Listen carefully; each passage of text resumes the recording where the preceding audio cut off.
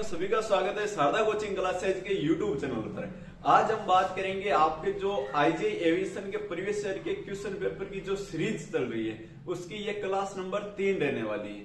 ठीक है, अगर आपने अभी तक वो दोनों क्लासेज नहीं देखी तो आप जाके प्ले लिस्ट में जरूर चेकआउट कीजिएगा, आपको बहुत हेल्प मिलेगी। ये सारे के सारे क्वेश्चन प्रीवियस ईयर ही है। ठीक है, इसमें हम मैथ्स करेंगे, रीजनिंग, एविएशन नॉलेज, इंग्लिश, सारे के सारे क्वेश्चन जीके के आपको यहाँ पे देखने को मिल जाएंगे। तो चलिएगा अपनी क्लास करते हैं आज की स्टार्ट। और आगे बढ़ने से पहले अगर आपने चैनल को सब्सक्राइब नहीं किया और वीडियो को लाइक नहीं किया तो कर दीजिएगा। देखो आपके लिए बहुत शानदार चीजें है यहाँ पे। ठीक है, और आपके लिए एक लास्ट में बहुत अच्छी चीज और रखी गई है। चलिएगा यहाँ पे पहला क्वेश्चन है अंतर्राष्ट्रीय योग दिवस कब मनाया जाता है, यानी किसकी बात हो रही है, योग दिवस की। तो आप सभी को पता है कि योग दिवस मनाया जाता है आपके 21 जून को। ऐसा तो प्रीवियस ईयर में पूछा गया था। अब देखो अब किस प्रकार पूछेगा, तो इनके जो ऑप्शन है इनसे ही बनाएगा सवाल।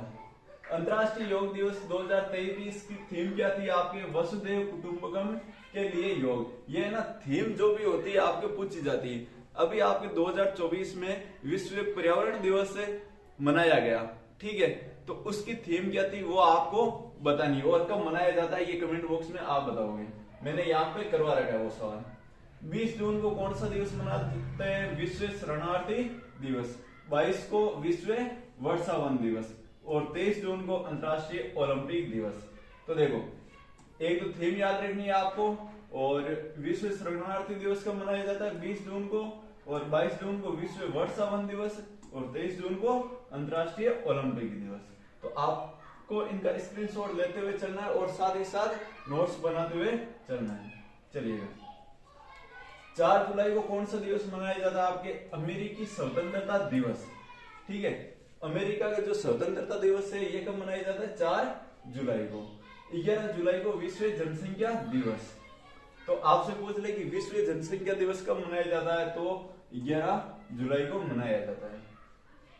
24 जुलाई को कौन सा मनाया जाता है, आयकर दिवस। आयकर दिवस को मनाया जाता है 24 जुलाई को। ठीक है, चलो अगला यहाँ पे बात आती है स्वामी विवेकानंद जी की। तो इनकी पुण्यतिथि आती है आपकी 4 जुलाई को। कब आती है, 4 जुलाई को, क्योंकि 4 जुलाई 1902 को विवेकानंद जी का देह त्याग किया था। यानी कि इन्होंने देह कब त्यागा था, 4 जुलाई 1902 को। ठीक है, अगला क्वेश्चन है आपके सामने, विवेकानंद जी का जन्म कब हुआ था, तो 12 जनवरी 1863 में हुआ था। देखो यहाँ पे आपको हिस्ट्री, स्टैटिस्टिक्स, जीके और ज्योग्राफी सारी की सारी चीजें देखने को मिल रही होगी। कब हुआ, 12 जनवरी 1863 को जन्म हुआ। कहाँ पे हुआ था, कलकत्ता में हुआ था। जन्म कब हुआ रे, 12 जनवरी 1863 कलकत्ता में। और जो इनका जन्म दिवस आता है, जो विवेकानंद जी का जन्म दिवस आता है, इनको क्या मनाते हैं, राष्ट्रीय युवा दिवस के रूप में। तो राष्ट्रीय युवा दिवस किनके जन्मदिन के उपलक्ष्य में मनाते हैं, तो ये आते हैं आपके स्वामी विवेकानंद जी, और ये मनाते हैं 12 जनवरी को। राष्ट्रीय युवा दिवस 12 जनवरी को हो जाएगा। ठीक है, चलिएगा 1 अगस्त को प्रत्येक वर्ष राष्ट्रीय पर्वतारोहण दिवस मनाया जाता है। तो राष्ट्रीय पर्वतारोहण दिवस कब मनाया जाता है, 1 अगस्त को। चलिएगा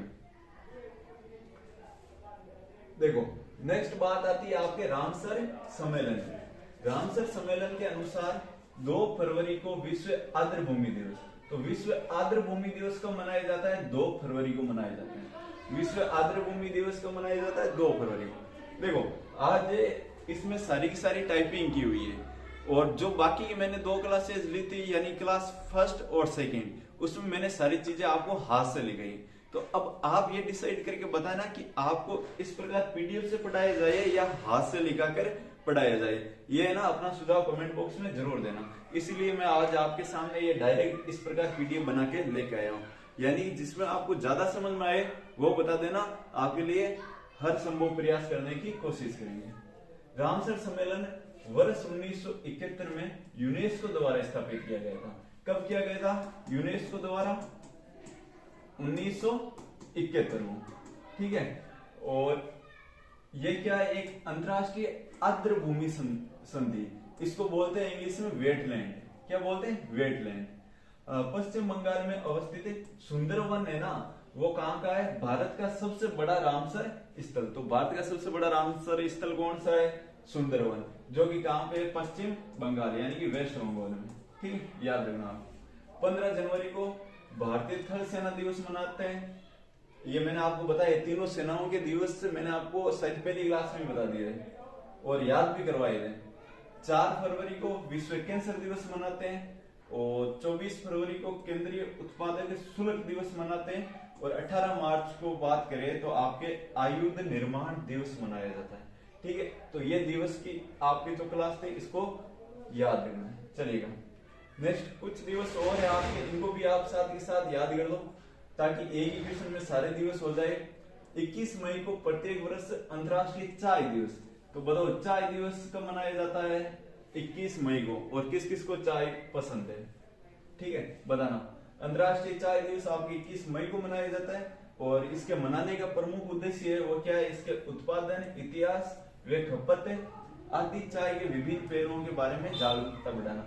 यानी कि चाय में जो भी खपत आती है, आपके उत्पादन होता है और जो भी इसके इतिहास है, इसके बारे में जानकारी देते हैं इस दिन। ठीक है, इस दिन क्या फैलाता है, जागरूकता फैलाते हैं। 1 मई को कौन सा दिवस मनाया जाता है, विश्व श्रमिक दिवस। अरे यहाँ पे ध्यान नहीं देना, आप यहाँ पे दो, ठीक है। 3 मई को कौन सा मनाते हैं, विश्व प्रेस स्वतंत्रता दिवस। विश्व प्रेस स्वतंत्रता दिवस 3 मई को मनाते हैं, तो 1 मई को विश्व श्रमिक दिवस। 8 मई को कौन सा दिवस मनाते हैं, विश्व रेड क्रॉस दिवस। तो विश्व रेड क्रॉस दिवस को मनाया जाता है 8 मई को। और 15 मई को अंतर्राष्ट्रीय परिवार दिवस। अंतर्राष्ट्रीय परिवार दिवस की बात करें तो ये मनाते हैं आपके 15 मई को, चलेगा। नेक्स्ट है आपके, देखो आई एम नो मसीहा अभिनेता की आत्मकथा है। बताओ जो आई एम नो मसीहा ये बुक है, ये किन की है, ठीक है, सोनू निगम या सोनू सूद। देखो यहाँ पे ऑप्शन नंबर बे इसका राइट आंसर हो जाएगा। आई एम नो मसीहा ये किसकी है, सोनू सूद की। आई एम नो मसीहा, ठीक है, जिनको फिल्मों में ज्यादातर एक गुंडे के रूप में दिखाया जाता है, लेकिन रियल हीरो यही है। आपने देखा होगा कोरोना टाइम में। अब देखो कुछ पुस्तकों के बारे में हम जानकारी ले लेते हैं। सोनू सूद की आत्मकथा कौन सी है, आई एम नो मसीहा। अभी बताइए मैंने आपको, सोनू सूद द्वारा प्राप्त पुरस्कार कौन कौन से हैं। तो एक है ADG special humanitarian action award, और ये किन्होंने दिया था, यूएनडीपी है, इन्होंने इनको ये पुरस्कार दिया था। तो ये मोस्ट इंपोर्टेंट है, आप इसको जरूर याद रखना। आज की क्लास आपके लिए बहुत शानदार होने वाली है। डायरेक्ट फैक्ट है जो कि डायरेक्ट आपके एग्जाम में देखने को मिलेंगे। आई एम नो मसीहा पुस्तक के लेखक की बात करें तो एक तो आपके सोनू सूद जी आ जाते हैं और दूसरे कौन है, जो मीना अय्यर है, ये इसके क्या है, लेखक है। ठीक है, तो लेखक मीना अय्यर और सोनू सूद, इनका नाम भी साथ में जरूर याद रखना। आपको सोनू सूद याद रह जाता है लेकिन मीना अय्यर को भी मत भूलना। नेक्स्ट क्वेश्चन आपके सामने देखो, जो एविएशन नॉलेज के क्वेश्चन है ना, ये आपको आगे देखने को यहाँ पे मिल जाएंगे। संजय मांजरेकर, ये इनकी पुस्तक का क्या नाम है, इम्परफेक्ट। क्या नाम है रे, इम्परफेक्ट। और रवि शास्त्री, इनकी पुस्तक का क्या नाम है, star gazing the planets in my life. Star gazing the planets in my life किसकी पुस्तक है, रवि शास्त्री की। तो बात करें अगर आपके राहुल द्रविड़ की पुस्तक कौन सी, तो nice guy who finished first. ठीक है, थोड़े से ये पुस्तकों के नाम ऐसे ही होते हैं, आप इनको 4-5 बार बोलोगे, लिख लिख के याद करोगे तो आपको याद हो जाएंगे। मिल्खा सिंह की पुस्तक कौन सी है, the race of my life. The race of my life, ये किसकी पुस्तक है, मिल्खा सिंह जी की। और इनको क्या बोला जाता है, फ्लाइंग सिख। क्या बोला जाता है, फ्लाइंग सिख। ये मैंने आपको पिछली क्लास में करवाया था, ठीक है ना। अब देखो नेक्स्ट, जो सुधा मूर्ति, ये मोस्ट इंपोर्टेंट है, आप इसको नोट लगा के नोट कर दो। सुधा मूर्ति की है डॉलर बो। डॉलर बो किसकी पुस्तक है, सुधा मूर्ति की। और तो बात करें ट्रेन टू पाकिस्तान, ये एक उपन्यास है। ये किसका है? खुशवंत सिंह। खुशवंत सिंह का क्या है? Train to Pakistan. ठीक है, देखो एक इंपॉर्टेंट और आती है आपके, जो शशि थरूर जी है, इनको कौन नहीं जानता, इसकी पुस्तकें ना हर एग्जाम में आपसे पूछी जाती है, तो आपसे भी पूछी जा सकती है। देखो यहाँ पे, चलो कलर चेंज कर देते हैं। शशि थरूर की प्रमुख पुस्तकें कौन कौन सी है? देखो पहली तो मैं हिंदू क्यों, मैं हिंदू क्यों, ये किसकी पुस्तक है? शशि थरूर की। द पैराडॉक्सिकल प्राइम मिनिस्टर, ये भी किसकी है? शशि थरूर की। एन इरा ऑफ डार्कनेस, ये भी किसकी है? शशि थरूर की। और the British empire in India, the British empire in India, ये भी शशि थरूर की है। तो बात करें द हिंदू व एन इंट्रोडक्शन टू हिंदुइज्म, ये भी किसकी है? आपके शशि थरूर की। इनका आप स्क्रीनशॉट जरूर ले लें, इनमें से आपको एक ना एक पुस्तक के एग्जाम में देखने को मिल जाएगी। ठीक है, ले लो इनका स्क्रीनशॉट। चलिए नेक्स्ट है, दिए गए विकल्पों में से किन दो संख्याओं को आपस में बदलने पर निम्नलिखित समीकरण सही होगा। यानी कि आपको क्या करना है, यहाँ पे ये चार ऑप्शन दे रखे हैं, ये सवाल है ना वो सारा का सारा ऑप्शन पे डिपेंड है। ठीक है, ऑप्शन सही होगा। यानी कि आप इस दो कौन से संख्याओं को बदलेंगे जिससे बराबर में 6 आ जाए। तो चलिएगा करते हैं कोशिश। ठीक है, ये है आपके रीजनिंग का क्वेश्चन है और ये भी प्रीवियस ईयर का है। चलो देखो आपके सामने 8 + 7 इंटू 5 भाग 14 माइनस 3, इस प्रकार का ये समीकरण दे रखा है। और आपको इन दोनों में से मतलब कोई भी दो संख्या चेंज करके जो ऑप्शन में दे रखी है तो आपको आंसर यहाँ पे 6 मिलना चाहिए। चलिए देखो हम यहाँ पे ऑप्शन से उठाते हैं, ऑप्शन नंबर ए चेक कर देते हैं। देखो ये बात कर रहा है कि अगर आप 8 और 5 को एक्सचेंज करें तो क्या 6 आ सकता है क्या? चलिए यहाँ पे 8, एक तो 8 की जगह क्या लाना है हमें? 5, और 5 की जगह 8 ये रखे तो क्या ये 6 आ जाएगा? नहीं आएगा। देखते हैं, देखो 8 की जगह क्या रखूं मैं? 5। ये देखो ऑप्शन में भी बोल रहा है 5 + 7 में कोई चेंज करना है? नहीं करना है। 7 इंटू और 5 की जगह क्या आएगा? 8। क्यों? क्योंकि ये देखो एक्सचेंज का बोल रहा है यहाँ पे, वहां पे देख लो आपस में बदलने पर। तो 5 की जगह क्या लिखूं? 8 भाग 14 माइनस 3। देखते हैं इससे आपका है वो 6 आता है या नहीं आता। चलिए देखो आपने बोर्ड मास का रूल देखा होगा। ठीक है, पहले बार वाले होते हैं, फिर कोष्टक वाले, इस प्रकार की जो भी है भाग पहले होता है, फिर गुणा होता है, फिर जो भी प्लस माइनस ये बाद में होता है। ठीक है, ये सारी चीजें होती हैं। इनकी मैं आपके मैथ्स की वो क्लासेज जल्दी स्टार्ट करूंगा। आप बताना आपके स्टार्ट करनी है या नहीं करनी। तो चलिएगा देखो मैं आपको बता देता हूँ। 5 प्लस, अब देखो 7, आपको स्टेप बाई स्टेप बढ़ना है। गुणा, अब देखो यहाँ पे देखो कोष्टक वगैरह कुछ है नहीं, तो ये किस में? भाग में। तो मैं इसको इस प्रकार लिख सकता हूँ 8/14। ये बताओ किस किस को समझ में आया? अरे ऐसे लिखो चाहे ऐसे लिखो, एक ही बात एक नहीं है। -3। अब बोला जाता है कि आप है ना पहले भाग को क्या करो और उसके बाद में क्या किया करो? गुणा। तो देखो दो तरीके अपने पास। अगर मैं आपको ऐसा समीकरण दे दूं 7 × 8/14, तो आपके पास दो तरीके होंगे। इसको तो कितना आएगा? 4, और इसको 2 से काटो तो 7 आएगा। ठीक है, और फिर आप 7 चौक कितना हो गए? 28/7, और इसका आंसर कितना आएगा? 4। या तो आप इस प्रकार कर सकते हो या डायरेक्ट ही आप ऐसे उठा सकते हो, नहीं उठा सकते हो। 8/14 यानी कि ये देखो इस प्रकार कट गया और इसमें भाग दिया तो कितना आया? 4। तो यानी कि इसकी वैल्यू क्या आ जाएगी? आपके 4 आ जाएगी। कितनी आ जाएगी? 4। तो 5 प्लस इस पूरे की जगह कितना आ गया? 4 आ गया, माइनस का 3। ठीक है, अब देखो 5 और 4 कितना हो गए? 9 हो गए। 9 माइनस 3 कितना आंसर आए? 6।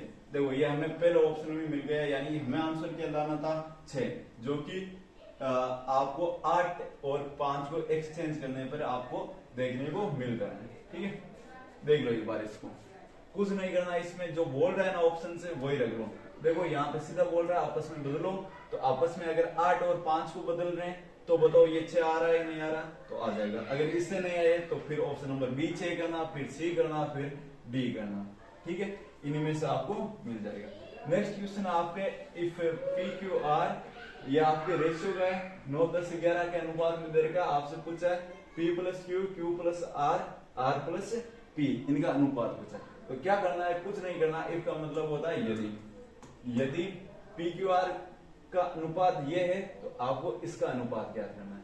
तो एक बात बताऊं, जो मान दे रखा है ना वो मैं यहाँ पे डायरेक्ट लिख देता हूँ। देखो पी का कितना है 9, क्यू का कितना है 10, और वापिस देखो यहाँ पे अनुपात लगा है, और फिर किसका है क्यू का कितना है यहाँ पे देखो 10 है, कितना 10, फिर आर का कितना है, आर का 11, ये है कि नहीं है देखो 11, ठीक है।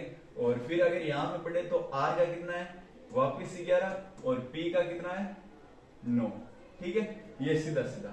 अब देखो बीच में किसका चिन्ह है, प्लस का एक नहीं है, और यहाँ पे क्या लगा है अनुपात। तो जैसा सवाल बोल रहा है वैसा ही कर दो।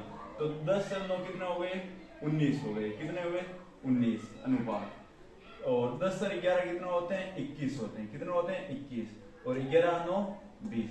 अब बताओ ये कौन सा ऑप्शन में आपके 11 19 21 और 20, 19 21 20, ऑप्शन नंबर सी आपके यहाँ पे राइट आंसर हो जाएगा। बताओ समझ में आया नहीं आया, आ गया होगा। जो मान दे रखा है वो डायरेक्ट इसमें रखना है, और जो बीच में चिन्ह है वो आपको सेम टू सेम लगाना है, और अनुपात निकल के आ जाएगा, चलेगा। नेक्स्ट क्वेश्चन है आपके, ये भी बोर्ड मास का ही है, इसमें क्या करना है आपको वही लगाना है। देखो सबसे पहले आप इस कोष्टक को सोल्व करना पड़ता है, किसको कोष्टक को। तो यहाँ पे कितना आ जाएगा 5, तो इस पूरे की जगह कोष्टक में क्या लिख लूं 5, तो आप देखो समीकरण इस प्रकार बन जाएगा 6 + 2 गुणा 5 भाग 2। तो भाग 2 को मैं इस प्रकार लिख सकता हूं, लिख दिया। अब देखो 2 से 2 काट दो, तो यहाँ पे 6 + 5 हो जाएगा, और 6 और 5 कितने हुए 11, ये आपका राइट आंसर चलेगा। अब ये आपकी जो एविएशन नॉलेज है इनसे रिलेटेड है, इनके सारे के सारे क्वेश्चन मैंने आपको कुछ करवा रखे हैं और कुछ आगे करवा दूंगा। अभी मैं आपको ये रिवीजन के तौर पे बता रहा हूँ, ये जो अपना पीडीएफ है उनसे डायरेक्ट उठा के लेकर आया हूँ, ठीक है। जो आपको 150 रुपए में 2 पीडीएफ मिलती है, जो कि आपके पेड की गई है, इन्हीं से ये पेज लिए गए। तो अगर बात करें बीसीएस की, तो बीसीएस की फुल फॉर्म क्या हो जाएगी, bureau of civil aviation security, ठीक है। अगर हिंदी में बात करें तो नागरिक उड्डयन सुरक्षा ब्यूरो, ये किसकी फुल फॉर्म है आपके बीसीएस की। तो बताओ रे बीसीएस की फुल फॉर्म क्या है, bureau of civil aviation security. अब देखो 10 सितंबर 1976 को इंडियन एयरलाइंस की उड़ान के अपहरण की प्रतिक्रिया के रूप में गठित पांडे समिति। देखो यहाँ पे जब भी बात करें बीसीएस की, किसकी बीसीएस की, एक फुल फॉर्म याद रख लो bureau of civil aviation security, और कौन सी समिति की सिफारिश पे स्थापना होती है, तो पांडे समिति की सिफारिश पे स्थापना होती है, ठीक है। और ये किसके अंतर्गत आता है, डीजीसीए के अंतर्गत, किसके डीजीसीए। और डीजीसीए की अगर बात करें तो इसकी फुल फॉर्म क्या हो जाएगी, नागरिक उड्डयन महानिदेशालय। बस आपको है ना इतनी चीजें याद रखनी है इसमें, ठीक है, रख लोगे। और इसकी जिम्मेदारी क्या हो जाएगी, जो पूरे भारत में ना अंतर्राष्ट्रीय और घरेलू हवाई अड्डों इनकी नागरिक उड्डयनों की सुरक्षा के संबंध में मानकों और उपायों का निर्माण करना, यानी कि सुरक्षा की जिम्मेदारी किसकी है, आपके बीसीएस की। चलिए नेक्स्ट, चलो आगे बढ़ते हैं। ये मैंने आपको पहले करवा रखा है, फिर भी मैं आपको वापस रिवीजन के तौर पे बता रहा हूँ। अब देखो बात आती है डीजीसीए की, किसकी, डीजीसीए की। तो इसकी फुल फॉर्म अभी मैंने आपको बताई, नागर विमानन महानिदेशालय। और ये किसके अंतर्गत आता है, नागर विमानन मंत्रालय के अधीन एक क्या है संस्था आपकी। इनका कार्य क्या है, जो विमान दुर्घटना होती है और जो अन्य संबंधित घटनाएं होती है, इनके बारे में जांच पड़ताल करने का काम आपके डीजीसीए का होता है। और इसके पहले महानिदेशक कौन है, लेफ्टिनेंट कर्नल सेल्फ ड्रीन, ठीक है। ये 1931 में बने थे, कब बने थे, 1931 में। भारत का पहला विमान कौन सा था, हार्लो ट्रेनर था, जो कि जुलाई 1941 में, कब, जुलाई 1941 में। कौन सा विमान था आपके, हार्लो ट्रेनर था, ठीक है, याद रखना। ने परीक्षण के लिए सफल उड़ान भरी थी। और देश का पहला निजी हवाई अड्डा कौन सा है? कोच्चि। कौन सा है? कोचीन। और ये आपको पड़ता है केरल में। कोचीन कहाँ पे है? केरल में। ठीक है। और सौर ऊर्जा संचालित प्रथम हवाई अड्डा भी यही है। ये आपके प्रीवियस ईयर में पूछा गया था। अगर बात करें आपके IATA की तो इसकी फुल फॉर्म हो जाएगी international air transport association. International air transport association ये IATA की फुल फॉर्म है। चलिएगा नेक्स्ट बात करें, अगर हिंदी में देख लो, अगर कोई जानना चाहे तो अंतरराष्ट्रीय वायु यातायात संघ ये IATA की फुल फॉर्म है। और इसका हेडक्वार्टर देखो IATA की, एक तो आपको क्या याद रखनी है? फुल फॉर्म याद रखनी है। ठीक है। और एक इसका हेडक्वार्टर कहाँ पे? हेडक्वार्टर है आपकी जो मॉन्ट्रियल है। मॉन्ट्रियल कहाँ पे पड़ता है? कनाडा में पड़ता है। मॉन्ट्रियल कनाडा में। और इसकी स्थापना कब हुई थी? 19 अप्रैल 1945 में हुई थी। और कहाँ पे हुई थी? हवाना क्यूबा में। अगर पूछे कि स्थापना कहाँ पे हुई थी तो हवाना क्यूबा बताना है। और हेडक्वार्टर पूछे तो मॉन्ट्रियल कनाडा बताना है।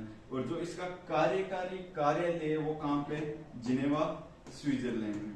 जिनेवा स्विट्जरलैंड में। ठीक है, ये याद रखना आपको।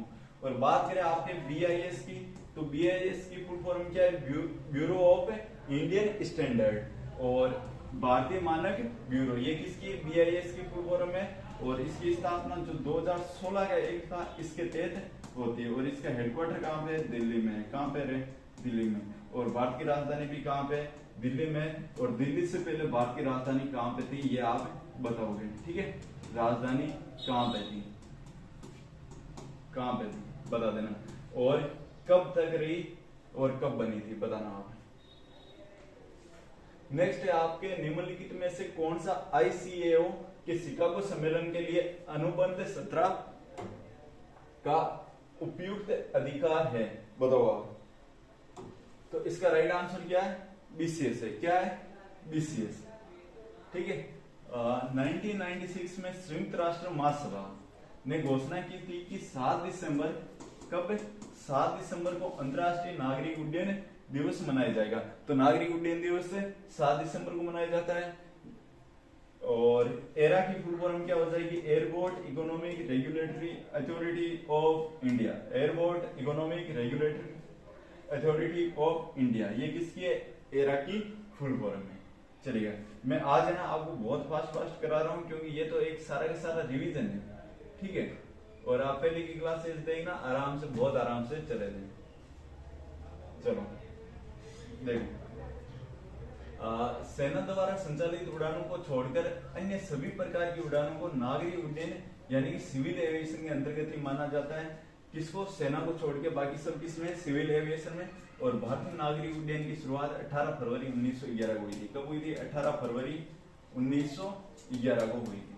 चलिएगा, AAI के मुख्य कार्यकारी पद का क्या नाम है? तो इसका होता है अध्यक्ष। क्या होता है? AAI के तहत क्या होता है? अध्यक्ष होता है। और इसकी फुल फॉर्म क्या हो जाएगी? Airport authority of India. Airport authority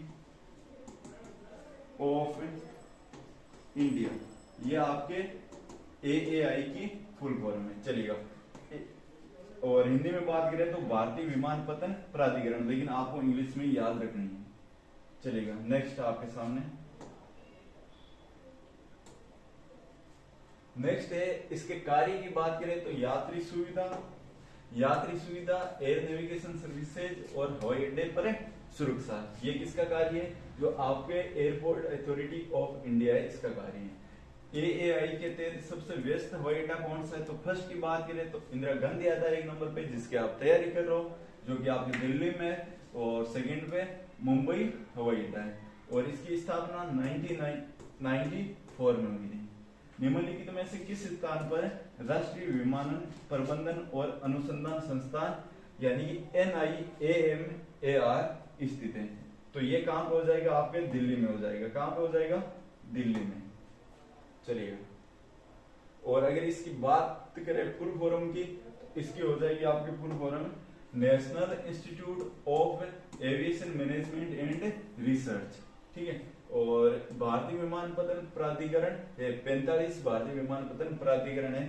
तो ये क्या है? आपकी मिनी रतन कंपनी है। ठीक है। और ये आपके कुछ नवरत्न कंपनियों की सूची है, ठीक है। ये आपके सारी पीडीएफ में ऐड है।